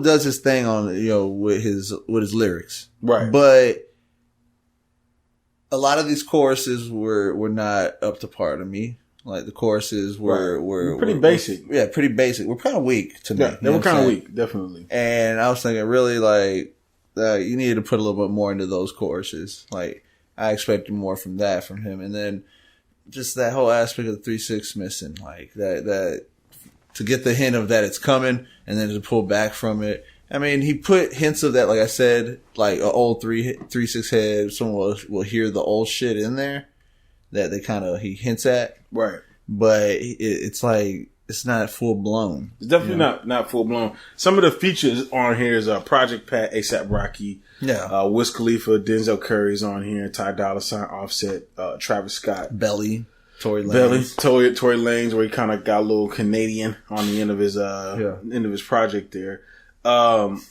But beats on here there was a couple by Metro Boomin, Mike Will Made It's on here, Lex Luger's on here a few times as well. And these, you know, like you said, the hooks were kind of basic. You know, it felt throwaway. Like, it felt like it kind of felt a little throwawayish. Like it's like, yeah, I'm just gonna put these together and make it an album. Right. Which I mean, sometimes the artist wants to get their shit out that they didn't get out at some point, you know, or record something that they didn't record, and it's like, well, I just want to get this out. Right. Some artists need that and do that, and it almost feels like one of those albums to me. It's like it's one of those albums where it's like maybe these were songs that he wanted, he never did, and there were also songs that were possibly for another album. Or just songs he just worked on out of nowhere and just kind of put it together and was like, I don't really have nowhere to put this. So it's like, I'm gonna put it on this. Cause I didn't even know Juicy J was coming out with an album. Right. It did just kind of pop up out of nowhere. And it was just like, okay. The mixtape, the Highly Intoxicated was way better than Way this. better. Way better than this. I was disappointed. Like I said, he didn't disappoint me in the sense of that Juicy J still, you know. There's some jams on here. There's some jams on here, and Juicy J still does his thing. Like he spits the way he spits what he says, and he always hits you with them lines where every once in a while you'd be like, okay, yeah. Right. He's not a full blown like lyricist. Right. Not at all. No. But like he's not like super trash. But he'll say some things that could go over your head if you ain't listening. You know what I'm saying? Because he doesn't do that shit. You know, he has you know, like probably a couple of songs that I like. I like Buckets. Yeah, I do like the that was probably like the first song that kind of stood out to me. I like the Flood Watch. I like the No English, which is a single he released a while ago. But you know, a lot of these songs on here was, you know, pretty basic for Juicy J. Yeah, you know, Juicy J is not, like you say, he's not that lyrically inclined, but you know, he has a certain height to him, and he wasn't really hitting his heights to me on this one. It was. It was definitely a step back from his mixtape. That's why I was kind of, like I said, that's why I was wondering. I was like, was this a mixtape or an album? Is this another mixtape? I understood. Right. Album. I wish I got more out of that. An album, right? Especially hinting with the like Suicide Boys and that mixtape, and then it's like you get an album. The next album, you don't get nothing. Right. Not even a track. You know what I'm saying? This is a track. Well, this probably was already in the works. It was done. It was ready to come out. What did you give this on a scale of 1 to 10? 1 to 10. Yeah. This is one of the weaker Juicy J's, but I gotta give him a 7. 7. Yeah. I give him a 7 because, you know, a biased me would say an 8, but I'm gonna go with 7 just because, I mean, it wasn't up to my par, but it still was, you know, it was still jammable. Right. But it wasn't top notch. It wasn't top notch Juicy J. Right. I gotta say I give this a 6. No. There's a couple like jams on here. This is definitely like something I would play like if I was drinking with the fam or whatever, with the peoples, and we was out here like running the streets. I'd probably just jam it just to kind of have fun or whatever. But it probably wouldn't get a super lot of replay value from me. So that's just kind of where I'm at. I give it a strong 6. Yeah. Right. If I wasn't already a 3-6 head, I probably would have been a 6, and then my bias would have been a 7 for all I know. But I'm still a 3-6 head, so maybe that still gave me a little bias with the 7. Who knows? Right. Either way, I felt like it was definitely one of Juicy J's weaker projects. Right. Yeah. Your boy Statik Selektah, the producer from Boston. That is not Static. That's Statik Selektah. Who recently inked a deal with Jay-Z's got a management deal with Jay-Z's Rock Nation. Huh. he's also been in the studio with Nas, probably working on Nas's new album as well. He's pretty much grown into like a pretty well-known producer in the hip-hop world. Mainly a lot of people from the East Coast rock with him. And there's people from the South that get on this stuff too, mainly 2 Chainz. I think 2 Chainz and him maybe having like a project they're working on together. And if you don't know, it's his 8th album. It's simply titled 8, which came out on December the 8th. Ocho. If you don't know who he is, he's basically a producer, and he puts out these albums, and he has, pretty much a compilation of different artists on here. He's got 2 Chainz, he's got Wiz Khalifa, Run the Jewels, Action Bronson, Wale, G-Eazy, Joey Badass, The Lox. Chris Rivers is on here, Joyner Lucas, Sean Price, Currency, P&B Rock, Lil Fame, Royce the 5'9", Raekwon, Everlast, No Malice, Prodigy, one of Prodigy's last tracks. Joel Santana's on here, so it was a pretty a pretty strong offering for as far as the artists that are on here. What did you think of this project as far as, because he's the producer on here? Let's first and foremost let's talk about the production. I liked the production. Right. I felt it was strong in that whole grown up sense. Like he had the East Coast. I mean, just, it was different from usually what I listen to, but when I listen to something that has this sound, this is what I want. Because it's not the typical beats that I listen to. It's quality. It's definitely quality. When you're talking about like East Coast vibes, right? It's quality. When we listen to Rob, what's the guy from Genius? I can't think of his last name right now, but it's the journalist turned rapper. Fuck. I can't think of his name, man. I can't think of his name either. But when I listen to his project, it's like he kind of would have fit in somewhere here, but like, that's kind of what, like, this sound as far as like production is what I was kind of expecting from Rob. You know what I'm saying?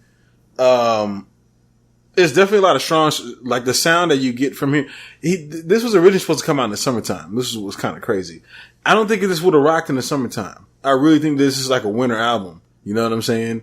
Because I picture people walking in the cold air, bundled up, the earplugs in, getting on the subway, walking through gray skies. This is kind of like the vibes that I get. Not that it's just kind of got a melancholy kind of vibe to it.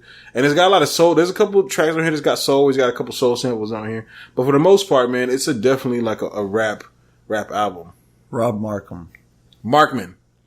I said Markham. I always say that, but Markman, yeah. Yeah, that's right. Yeah, Rob Markman. Yeah. Yeah, Markman, yeah. And this is definitely a strong project. Definitely gonna. Oh, it was strong. Probably my favorite track on here was the one with Joyner Lucas, "Don't Run." It was a very dope. The production didn't really sound like too East Coasty, if that makes sense, for better lack of words. Yeah, it was definitely a dope ass track. I really liked what Joyner Lucas was doing on there. Yeah, I mean, Joyner has a vision, so as long as he is still heard, like if he has a platform or someone that's going to put him out there, somewhere to be he's put on this album, he's going to make the most of it. Right. I know he would. Yeah, that was definitely a great song. I actually enjoyed Action Bronson's song too. Right. Like, watching myself. Yeah. Action Bronson, he goes in on the sneak. Right. Like people fucking downplay that. Like, nah. No, Action Bronson's dope. He has like these moments where like he's just kind of fucking around. And he's just kind of, being silly. But then he has moments where he's like, yo, like, this motherfucker's cold as shit. You know what I'm saying? Yeah. And some of those moments are definitely on that song. Fucking Sheik Louch destroyed his verse. Right. Sheik Louch did a good job on there. Sheik Louch. I'll tell you what that shit he was talking about. I think he went harder than Styles P and Jada. That's interesting. Honestly. And I take alert. And I like their verses. Not to say I thought they were white. Nah, I like their verses, but Sheik spoke to me on that one. I'm like, man, that shit go hard. Like, I really like the track with Prodigy too, because it kind of gave me this kind of like dark New York grungy kind of feel. You know what I'm saying? That you only can get from with Mobb Deep, right? With like feel like it kind of reminded me of like when Prodigy would work with Alchemist. Sometimes he would get into these like these sounds would be like real spacey, but they'll be like kind of dark and grungy at the same time, man. And it definitely has that vibe, man. I don't know when Prodigy did his verse for this, but you know it came out, you know, after his death. Yeah. So y'all should definitely check out Prodigy doing his thing. Yeah. It's all tracks are produced by Statik Selektah except the track with that track I just said, which kind of gave me an Alchemist feel. It's co-produced by the Alchemist. You know what I'm saying? So right. So that's where it kind of gave me the vibes from him. But all in all, this was a pretty strong. I like that Be Real and Everlast too. Yo, like they did that whole Biggie. It was all dream type feel. Right. Yeah, they did. Which, you know, I haven't really heard too much from Everlast since the Eminem slaughter. But it was actually good hearing them. It was like, okay, you know what I'm saying? Like this is like a place for like real rappers. Yeah, like you come to Statik Selektah. He's got a radio show on, I think on Satellite or whatever. I can't remember. I think it might be on Shade 4 or 5. But you know, when you get around here, like this is where the bars come out. This is where the raps. This is where the spitters come to hang. You see what I'm trying to say? There's people I never heard of that went in. Yeah, I was like, okay, definitely. I'm like, now I know who you are, or you know what I'm saying? We'll see. Maybe something come out in the future. What do you think? First off, a couple questions. What do you think about 2 Chainz? 2 Chainz. Yeah. I didn't even realize it was him at first. It was like the Man of the Hour. Yeah, Man of the Hour. Song was a hot song. You know, it's interesting because 2 Chainz gets a lot of props whenever he's on Statik Selektah shit. Yeah, gets a lot of props. I don't know what it is, but people like to hear. I think that's why they may be there. There's talks that maybe they're coming out with a project. So I'm not too sure on that. So don't quote me on this. It's a possibility. You never know. What about Run the Jewels? Run the Jewels? Yeah, Killer Mike and whatnot. Fucking went in. Yeah. That shit was dope. Man, like, this whole shit, like, I could say it was almost like a breath of fresh air. Right. To hear this, because it was like, I got to hear shit I haven't heard, but it's dope. Right. You know what I'm saying? Like, quality shit. Got to hear Joel's. Yeah, you got to hear Joel's going again. Like, you ain't got to hear him. Doing his kind of funny raps. Yeah. Does. But he fucking, it was I think he said in his rhymes, did I do that? I think he said that, didn't he? Yeah. Then he said that, and I was like, fucking Jewels. And if like Currency, I mean, this one with Spitter was dope. Fucking that shit was player. Which you tagging your track with Spitter on the same episode. I did. Look at that. That's right, y'all. If y'all listen to the very beginning where we talked about the intro music to the podcast. There's 2 people that I feel like should have been on this project, and I feel like should be on every Statik Selektah's project. Statik Selektah. 3 people actually. Who? Nas. Yeah. Nas should have been on here. Very strong argument. Willie the Kid should have been on here. And Elzai should have been on this project. That's my only issues. Nas should have been somewhere on here. Elzai and fucking Willie the Kid. I feel like they fit in this realm, and this is I would definitely fit in this realm. Right. Fucking Royce went in also. Right. Which I didn't think there's no way I didn't think he would. I mean, I knew he was going to bring it. Side note about Royce, when I was listening to this Untouchable song, there are parts in there where I feel like it sounds like Royce. No. I think Royce might be helping Eminem with some of his lyrics. Think so? Hot take alert. That was a hot take alert. What? I just remember hearing a part in the song. I'll play it for you after the podcast. Yeah. But I remember hearing a part in the song where I was like, that's very Royce-ish. Yeah. Hot take, UU. Royce-ish. Like, you heard Trump. Right. You know, Shake America. Royce-ish. Nah, but what'd you give this album? Let's get back to this review, man. What'd you give this album on a scale of 1 to 10, man? What I give this album? I gave this a 9. 9? Yeah. I gave this a 9 too. Yeah. You know what I'm saying? It was good quality. I loved it.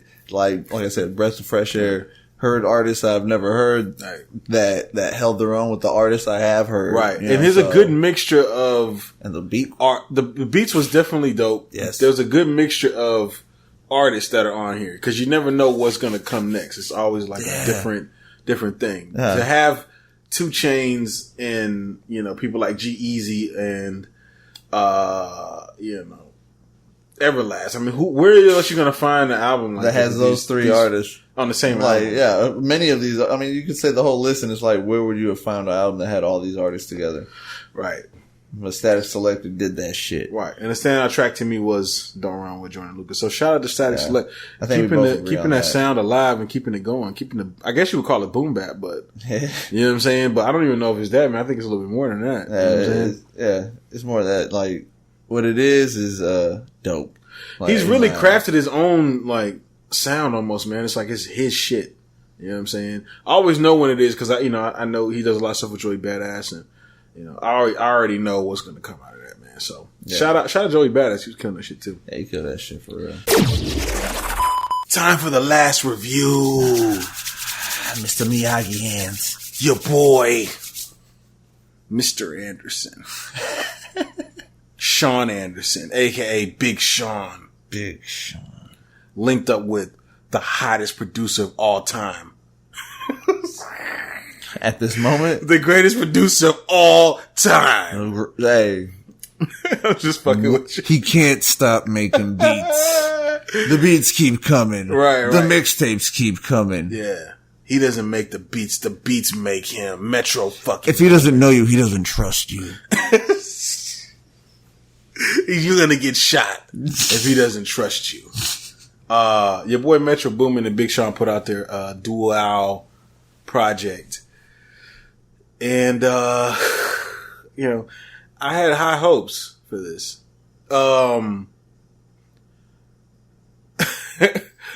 I guess like my thoughts on this are, you know, what happened? Oh shit. You know, that was your brain. That wasn't me. That was you said my thoughts, and this is your conscience. Your conscience came out. Your conscience is speaking. What happened? What happened? No. I'm trying not to like. I'm trying to be as like straight as possible. So I expected this to be a lot better. You know, what I'm saying? Seriously, yeah. And I don't know if I'm expecting this to be a lot better because it's Metro Boomin or because I expect Big Sean to be a lot better. I honestly think it's a little bit of both. Okay, so wait a minute. I can't put the blame on Metro Boomin. I cannot. Because I feel like Metro Boomin is out here clocking out beats all day. And he probably has a couple like where he's just like, I don't know what I'm doing with this. Yeah. And people don't choose him. But then Big Sean's like, I want it. I'll take it. I'll make it work. I don't care if people passed it. And you know, people may have not passed that. Man, you know, maybe he made these fresh and just right there for Big Sean. I mean, who knows? Thing is, it's not what I was expecting from Metro Boomin as well. Right. Like, I was like, I expected more. Like, when I seen the two names together, I was thinking, well, Metro Boomin about to be on it. Right. Like, be on top. Like, the beats, not disappointed, but it's like, I kind of was. Well, the intro track, Go Legend, was actually pretty hot. I actually like that. That's what actually got me intrigued with the whole thing, thinking like, here we go. Good. The first track is definitely dope. Is a hard track. As far as like beat, hook, some of the rhymes were dope. The Big Business was all right. And then we get into number 3, Who's Stopping Me? And I wasn't really feeling that. Now, I know that sample is a sample in there, you know what I'm saying, it's got the Spanish vibes with it. But, this was definitely not one of the beats I was expecting from Metro Boomin. You know what I'm saying? And it caught me off guard. I thought like, this is Metro. I thought another producer got on and produced, you know, as well. And like Metro Boomin, I was like, why? There was another one on there, Early Mac. Yeah. Yeah, Early Mac was on there producing that along with him. I wasn't really feeling that track that much. Me neither. The Pull Up and Wreck, which I had already heard, it was a cool track. 21 Savage doing his thing. Yeah. So then we got to So Good. Because y'all don't know, there's only 10 tracks on this project. We got the So Good featuring Cash Doll, which, as I'm listening to it, I actually like that track. I like the bass. I like how it's definitely good for the clubs. It knocks. But then I was like, listen to it, and I was like, man, this really sounds like like a song from the Cool Kids. You know what I'm saying? Like, this sounds like a Cool Kids song. It really does sound like a Cool Kids song. So then I got upset. I was like, fuck. You know what I'm saying? Like, but kind of reason to be like, what the fuck? Right. It's definitely kind of like one of those club songs, you know what I'm saying, or like kind of party songs or whatever. I can definitely see it, you know, it's making its rounds around the club because it's definitely it's gonna end up in the strip club. Definitely strip club material, in right the strip there. club. Like, yeah. like it's a hot song for that. It's gonna be for the strip clubs, right? And you know, like some of the songs at the end here were actually pretty dope too. But I mean, what you off strong and kind of, you know, kind of was what happened, and then it went back to strong. You know, like, but even like this. So there's 10 songs on here. How much of this album did you like, percentage wise? We can go literally by percentage. Oh man, oh man. Right. Basically, well, if you're saying percentage wise, that's basically saying what are we rating it? No. I'm just saying how much of the album you liked. We're not gonna get to the ratings. You can make this your rating if you want. You know what I'm saying? But I just want to know how much of the album you liked. It's 10 songs, so each song is 10%. All right. Man. I'll go ahead and say, man, I probably liked maybe about 35%, 35 to 40% of this album. Yeah, I was gonna say 40 to 45% of this album. Right. Is what I liked. Like, it's almost like, yeah, I don't know. Honestly, yeah, like, to be honest, for ratings, like, I'll just go straight to the rating, like, by liking just that much, really, this shit gets like a 6. Gets a 6. Yeah. Yeah, I'm definitely in like the 5 and 6 range. Yeah. You know, I just was expecting a lot more from generous this. With that shit. I don't know. Nah, you're kind of in the ballpark. You know what I'm saying? I feel like, yeah, it's just, some of the rhymes on here weren't subpar. They were definitely subpar, man. Yeah. You know what I'm saying? Like, you know, he's like, he says, "That's my exterior." Yeah. He's like, "That's my interior." That's my interior. I'm like, yeah, okay. I wasn't like blown superior. Far from blown away. And I busted through the barriers. Yes, exactly. It kind of got a little repetitive with that same concept, that same scheme. Same scheme kept happening. And I was like, I can do a little bit better than this, man. You know what I'm saying? Like, I seen that coming on most The songs. voice inflection wasn't bad. I like how he switched to that. And it gets higher, and it's like, I knew that was coming. Yeah, you just kind of feeling it was coming, right? Yeah. He kind of got to the point where like, you see it coming. What's going on with Big Sean, man? And when he said, Don, top 3 to me. No. Lie. Yeah. You know, he got the wrong. There's even dead. Now, you know, so, there was even talks that he threw some shots at Kendrick on this. Yeah. Yeah, that what's wrong with you? Like, what? Don't do that. You don't want the problems. Don't do it. Kung Fu Kenny gonna Kung Fu kick you. I don't know, in man. the back of the neck. Well, I think he said cause, you know, on Kendrick's songs where he said this, the sunning, and then he said, you ain't sunning shit. Yeah, Fuck you. If I'm the sun, then you looking up to me. You know yeah, what I'm saying? Exactly. Which is kind of a cool line, you know what I'm saying? Cool line. You're looking up to me. Fuck you. People are reading into that could be a reach, but I'm not sure. I mean, I don't know. It could be a possibility. You know what I'm saying? I mean, but was Kendrick talking about him for sure?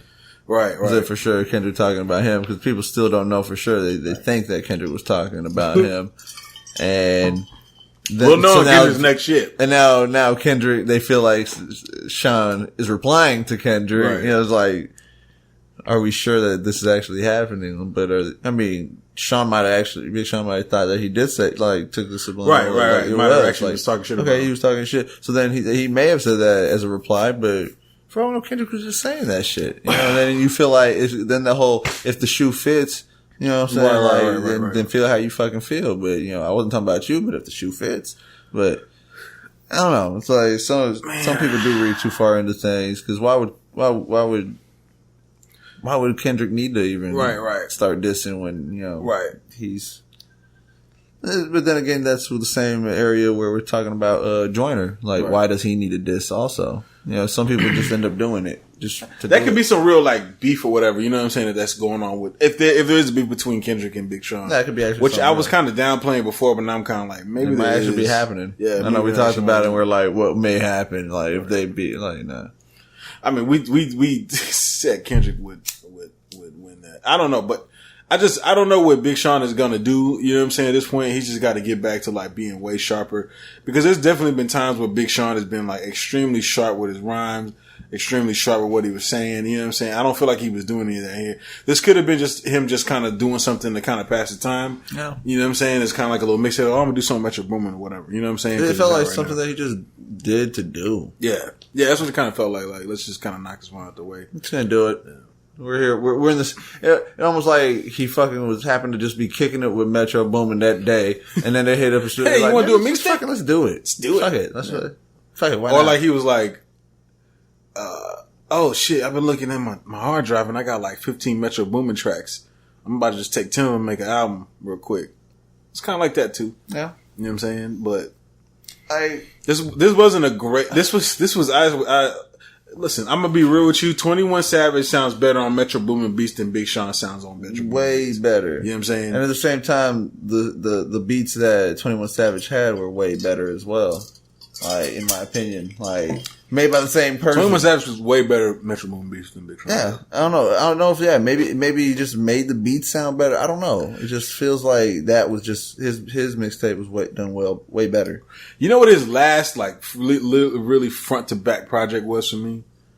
Was the Detroit mixtape. That mixtape was fucking fire. Yeah, fire at the time period when it came out. It was Big Sean's Detroit mixtape. I was like, holy shit, this motherfucker's cold. And then his album came out, and I was like, what the fuck happened? Yeah, you know what I'm saying. And then it just hasn't really been the same since. I was gonna say, it hasn't been the same. It's like it's almost been a struggle with the critics, with the fans, you know, like people like us who like are thinking like, what the hell happened? Because there was high hopes, and not to say that he's just fallen off completely. I don't think he's fell off. Not at all. I think he's just, but he's just lazy or something. Yeah, you know he's just not. It almost feel like he's on the ledge slipping, but he's not falling down yet. Right. But he's slipping. You know what I'm saying? Nah, he's got to try. He's got to try harder. He needs to listen to DMX. I'm slipping. I'm falling. Get up. Right. I don't know what Big Sean needs to do, man. I think too, man, as just like from an artist perspective, I think Big Sean is doing a lot of this, like, I'm not writing my rhymes flows, you know what I'm saying? He's kind of doing these flows in his head or whatever. And, that to me sometimes it can be a cop-out. You get lines like, that's just my exterior. That's just my interior. Okay? You get lines like that because it's like, you're not. Inferior. I think he used another word. Did he use another You're word? inferior. That's what it was, inferior. That's what it was. Yeah. Right. Some, I was inferior. That's my exterior. That's my interior. All right, it's like, okay, I can look at that as an artist and be like, all right, Big Sean, like, if you got to get back to like actually writing your rhymes down, you know what I'm saying? Then I think you should do that because right now it's just looking real lazy, like you don't really care. You know what I'm saying? We want more, Big Sean. We want to put you in the top 5 category. Put some more thought, in writing it. Right. You know what I'm saying? Like, I don't know. It almost just feels like he tried to do the one take shit and just like, that's it. Right. And it's like, I don't write my rhymes. That's it. I got it. That's it. Print it. Right. Keep it. Not everybody's that charismatic. Yeah, it's like, not all of these need to be that way. Right. Some of these could have been dope ass tracks if you would have just, I don't know. And that's if you freestyle. I don't know. Maybe you did write them. Who knows? All I do know is that it wasn't what it needed to be. Right. This should have been way bigger and better. So. Yeah. For that collab to happen, I expected more. I would let this whole thing slide as if it never happened. If he does a part 2 and it's 100 times better. If you do a part 2 of Metro Boomin and you do it how people are expecting, you may need to consult 21 Savage. You might need to get a consultation from 21 Savage with this. Okay? Yeah. Let him executive produce it. You know what I'm saying? And I feel like at that point we will see. That's what it is. Do a part 2 of Metro Boomin. Let 21 Savage pick the songs. Hence the double or nothing. Right. Do it. Take the second take. Do it again. Double time. The double time. What is double nothing too? Double or nothing. Double. No, I'm saying double or nothing. So that means there needs to be two. Needs to be two. This double's already in the title. So what do you call the second one? Nothing or double. No. Anyways, man, we're I don't know. Shout out to Metro Boomin, because I really don't feel like this is a Metro Boomin issue. I feel like this is kind of more of a Big Sean situation. Hey, if it's called double or nothing, then the next one should be called made a come up. You know what I'm saying? Because he made the money. Double or nothing, and then he just wanted to gamble. So I see what you're saying. Keep that idea going. Like double or nothing, then it's like, well, made a come up. Yeah. You know what I'm saying? Right. So we'll see, man. Good music's got to get together though. or double or nothing, and then the next album's called Lucky 7 or some shit. Right. You know, Lucky me. Some shit. Right. We'll see. Craps table. Blackjack.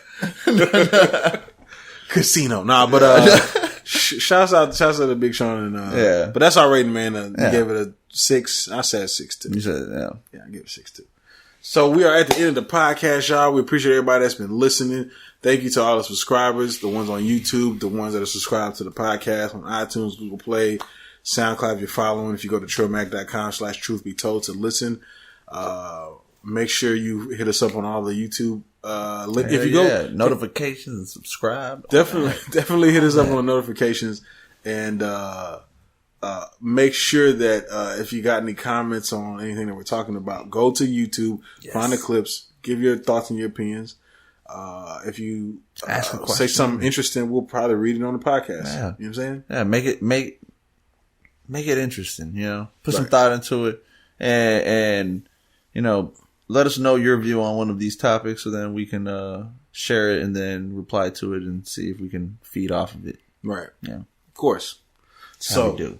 We gonna be up out this thing. No scene. No, I'm talking about deuces. Smoke some, bitch. I don't owe you niggas shit, bitch. I don't know you niggas shit, bitch. Thanks for listening to the Truth Be Told podcast. Be sure to subscribe and log on to trillmatic.com for the latest in underground music, film, fashion, and more.